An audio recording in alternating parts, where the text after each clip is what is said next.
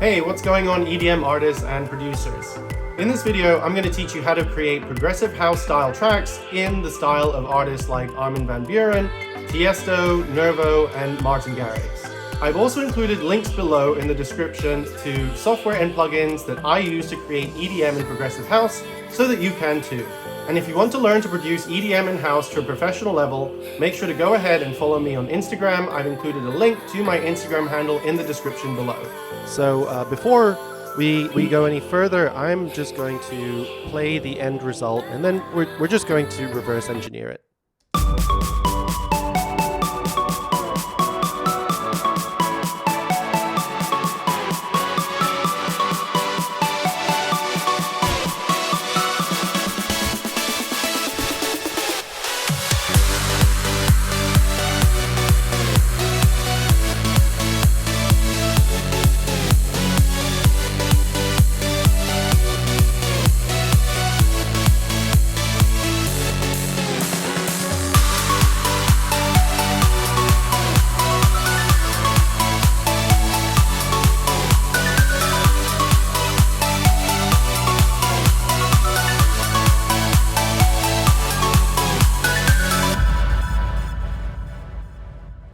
Okay, so one of the first things we need to do is to get our sound design elements ready, and this is for any genre or any project. This is the first step that you always want to do. Go onto Splice, get all of your sound design elements ready. Okay, so now that we're in Splice, I'm going to type in house into packs.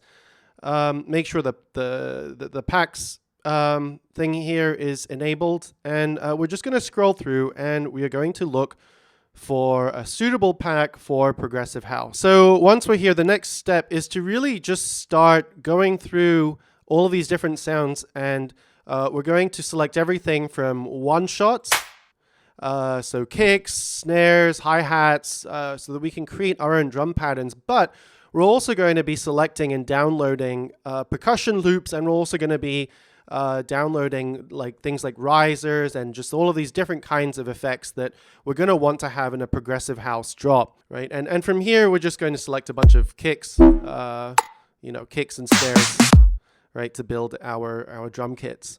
We're going to download everything, so select everything that you want. Also do this for both the risers and the one-shot effects. So you can select from the category here. So if you go to effects, for example, and we're basically just going to start building up some of our own kits, right? So this is a kit that I've already put together from that Spinning Records pack.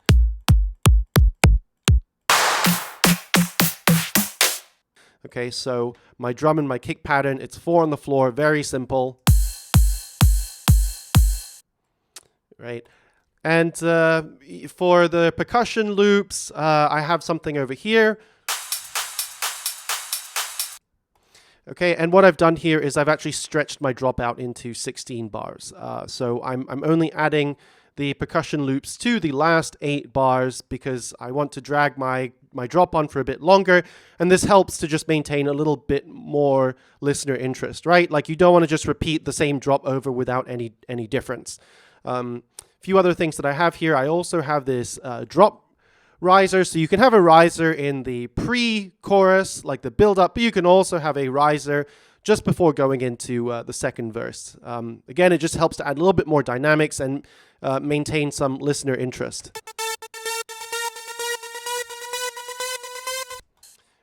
Right, and you'll see that on every 8 bars, there is always something new. There's always something happening. So in EDM, this is very, very important that you have lots of one-shot like impacts, crashes, reverse cymbals, stuff like that. Okay, so I'm just going to solo all of these different effects, and we're just going to kind of listen through them, and you'll see what I mean. Every 8 bars, there's something happening, right? And we have to do this to maintain listener interest.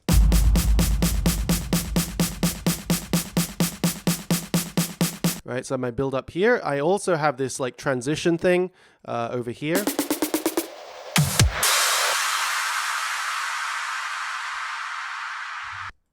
All right, I've also got another reverse crash here, and I've also got a drum fill here that leads right into the last part of our drop.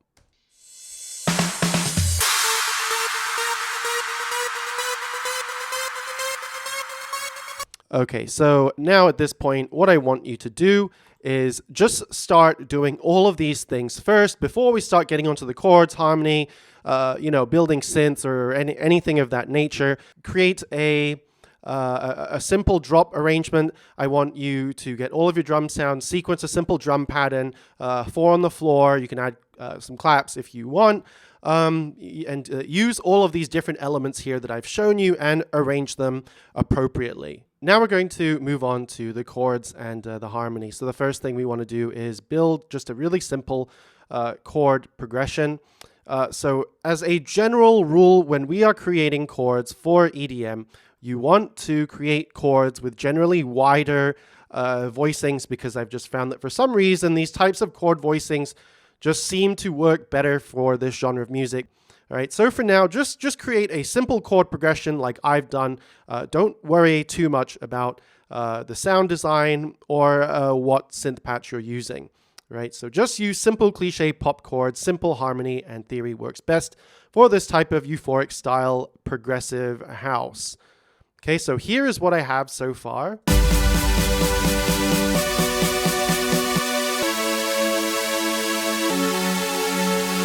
So we're still a long way from our end result, but once you have a chord progression that you are happy with, you'll just want to kind of chop them up so that they follow some sort of cliche dance music rhythm, which you will hear in most forms of EDM, right? But in my case, I am using this Nervo track as a reference track.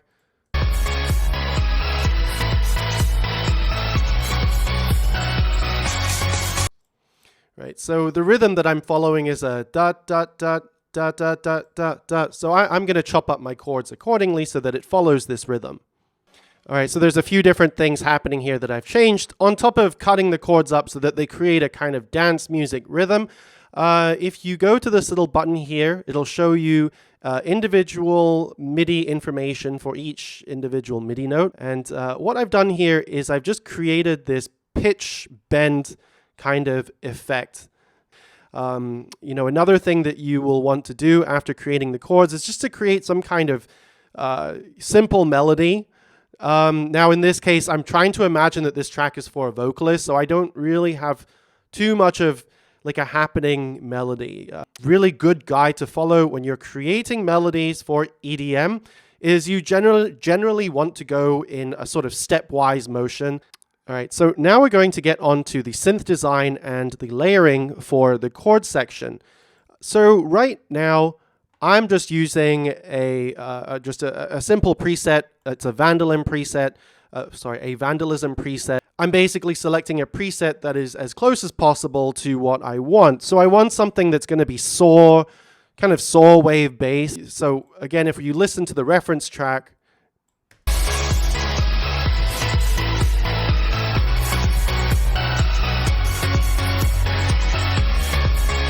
so moving on, as we start to add layers, the most important thing is that we want to fill up the frequency spectrum. I want you to approach synth layering the same way that you would look at an EQ, right? So we've got our lows, lower mids, higher mids, highs, right? Super highs. You can kind of divide all of these areas of your EQ into different frequency spectrums. And we want to approach our EDM synth layering in exactly the same way. So I'm going to cycle through each of these individual patches on Sylenth so that you can see what they are and you can emulate them. And also so that you can hear the difference and hear how each individual layer just kind of fills up the frequency spectrum and adds something a little bit extra. I've also added a high layer here. The patch that I've used is from Vandalism. It's called Lead on Top. And actually, when you're layering, sometimes the patch names will give you clues on where to put them. So, in this case, the patch is called On the Top, which is, of course, that's a great help. They're already giving us a bit of a couple of hints here, right? So I also want to add, to some of the other frequency areas as well.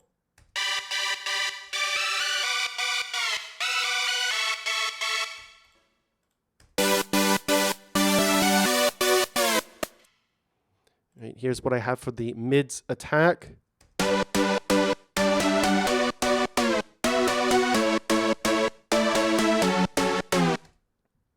Right, and here is what I have in the lower mids.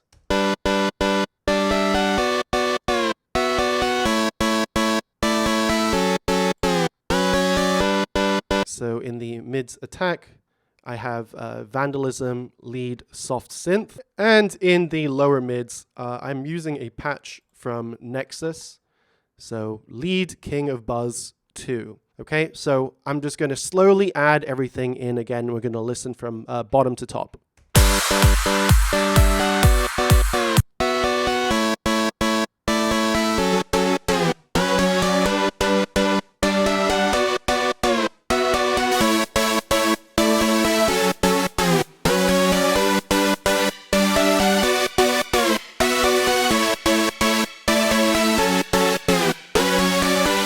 All right, so besides this conventional layering, I've also added an extra patch over here, which is called Counter Melody. So, you know, this is kind of like a form of very subtle ear candy, and it just helps to make the chords seem and feel that much more harmonically richer. It also makes my drop arrangement a little bit more interesting.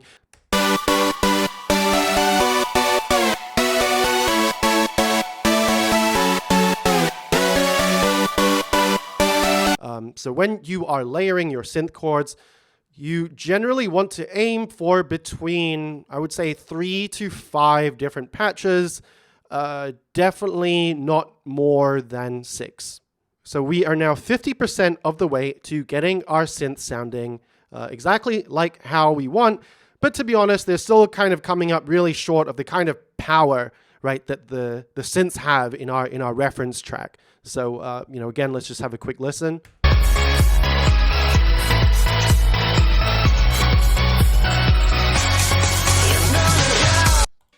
Okay, so enter the magic plugin OTT.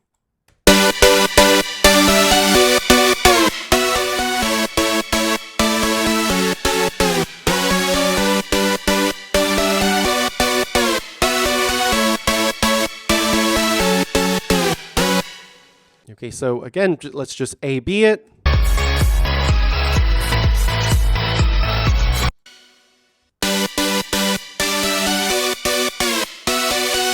Right, and again, this is something that you need to keep doing as you are producing. You need to just kind of keep referring to your reference track to see how far away you are from achieving the sound that you want to achieve, right?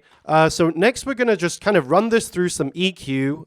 We're just going to cut out the lows because which I've already done, like we really don't need the lows in this because we're creating a totally different bass patch, okay, to take care of the lows. Okay, so I've done that. I'm also going to use my neutron here. So what I've done in neutron, I haven't really done any sort of processing. I'm not doing any EQ or compression, but I do really like the widener from neutron, so I'm using that. Okay, so if I were to just, let's just A/B it so you can hear the difference before and after. And then with the widener on.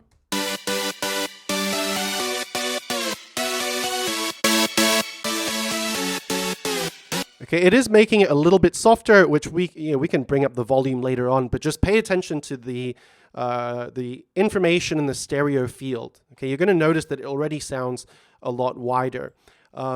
So just something to bear in mind with using wideners is that they're great because they can make pads and they can make any instrument sound so much more immersive, but you also want to use a little bit of discretion here because sometimes when you make something really wide, it can kind of take away from the power and the punch of the instrument, right? So you would never do something like this to a kick drum, for example. Okay, next we definitely need to add some reverb. Okay, so I've gone with Valhalla reverb. So here's everything together.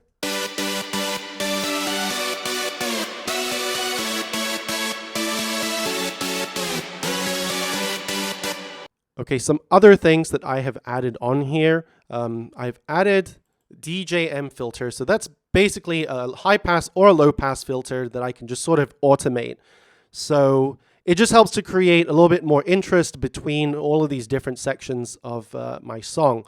So I'm just going to hit A so you can see what the DJM filter is doing, and you'll see how it just adds to my drop. Okay, so I'll just play it from the beginning. We're just going to hear the chords.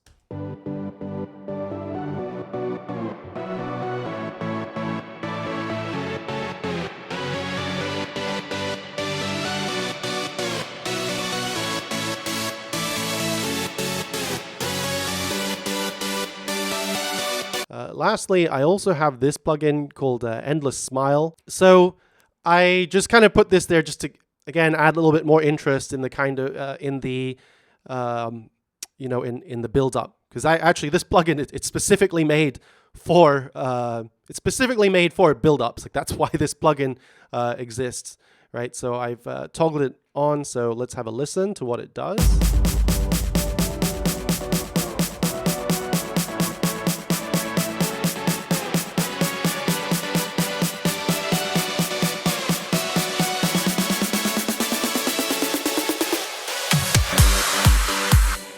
So what it's doing is it's just adding almost like some white noise, and it's also hollowing out the sound as well, just to kind of make it sound more suspenseful, like more intense, just before the drop were to occur. So yeah, super useful plugin. If you don't have it, I highly recommend that you get this. And then as a final touch, the plugin that all EDM producers know and love, of course, we need some sidechain. Where this can be really useful is if you just have a lot more stuff happening in your track, you can, by turning the Kickstart up to 100, it can actually in some ways make a bit more space in your track. Or if you want your kick drum to punch through everything a little bit more, then you can turn it up to 100. But I've kept it at 55 because I like it here.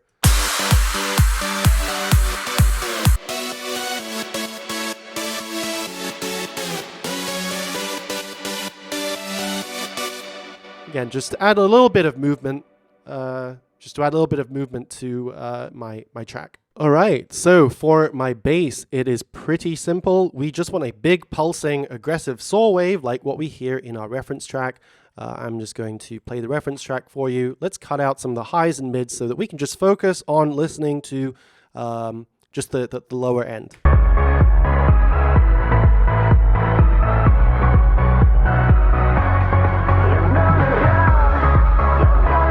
Right, so the harmony, it's pretty straightforward and it's very simple. What I'm doing is we're just taking the root note of each chord and we're just dragging them across each bar. So it's a whole note per bar, right? So actually the first patch that I started off with my bass patch was this one here called mids. So again, when we're selecting a patch, what's important is that we just find something that's kind of within the ballpark of the sound that we want to achieve. So I'm using this one from Vandalism, Bass Unforgiven. Let's have a listen. We want to approach our bass layering in the same way that we approach our chord synth layering. So as you can see, I've also labeled each of the individual tracks from subs to lows to mids to highs. I'm just going to kind of run through all of the patches so that you can see what I'm using. So for my sub, I'm using Nexus. It's just a simple sine wave. For my lows, so that's a bit above the sub, I have this. So this is from Sylenth. It's Vandalism Bass Stone. And for my mids, I am using Vandalism Bass Unforgiven. And for the higher mids, I am using Vandalism Bass Cataclysm. So one thing that you may have noticed is I've actually put a high pass on all of these bass instruments, which might seem a bit contradictory. So the reason why I am using this is because I'm depending on my sub to provide me with the lower end. In fact, I've even boosted here a little bit.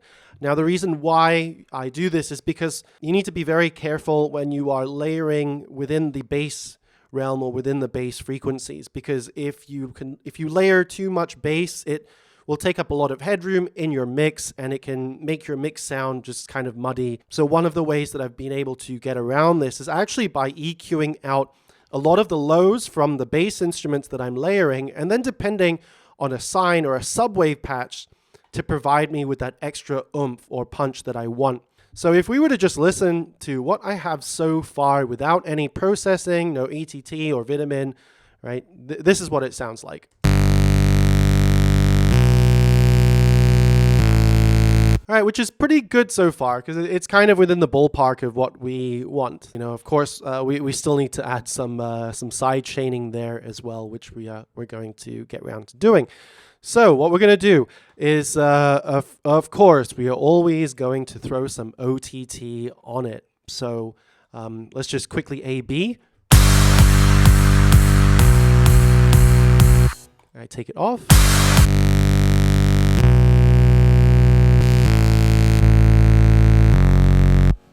Right, so OTT has actually given me more power in the low end, which is like really what we want, you know, with our bass instruments. And if you see what I've done here with the controls, I've pretty much turned the highs down because this is a bass instrument and it doesn't really matter that much. I've added a boost to the mids, and I've definitely added a large boost to the lows over here. So I want you to try to replicate this and do something similar with your OTT track in the bass patches. Okay. Next, what I've done is I've added a compressor to manually side chain my bass instrument to the kick. So the difference between using, you know, a stock compressor versus, say, Nicky Romero's side chain is that by actually tying the side chain to the kick, it gives me a much tighter side chaining kind of effect, and I have a lot more control over it as well. So if I were to play the kick and the bass at the same time, right? So just by playing with the attack and release knobs, it allows me to sort of have some control over the bass ducking effect. Do I want it to sound looser or tighter? So I'll just play around and kind of show you what that does.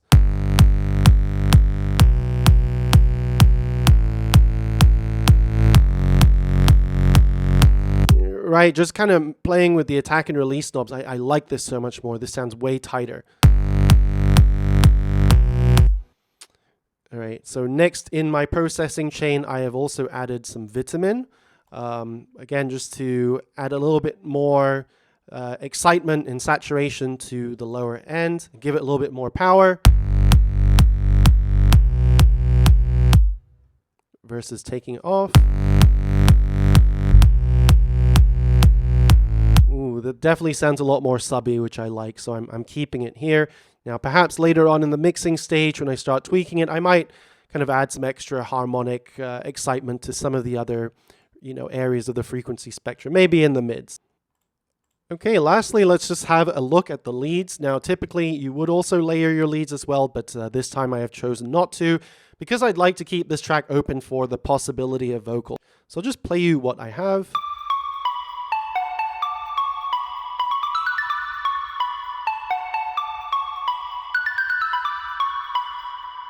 Right, so the processing makes a huge difference to this sound. So without any processing, just straight out of Sylenth, I am using Sound Porn by Vandalism. It's got a nice pluck sound.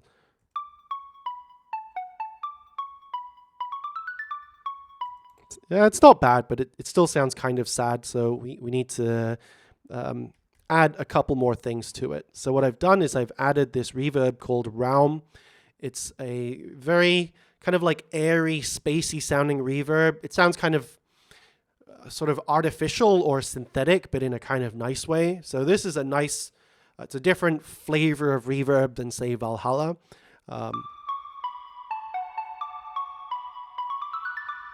Right. I've also, again, added some OTT because OTT is just great for EDM instruments.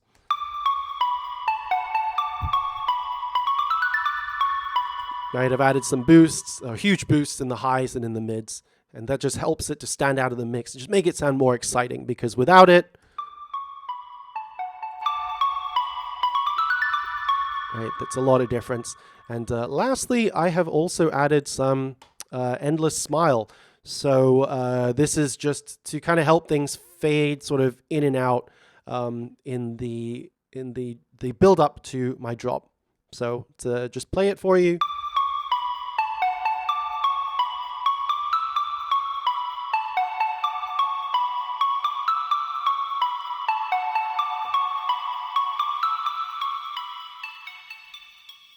All right, so before we conclude this lesson, let's just have a quick listen from the beginning to the end.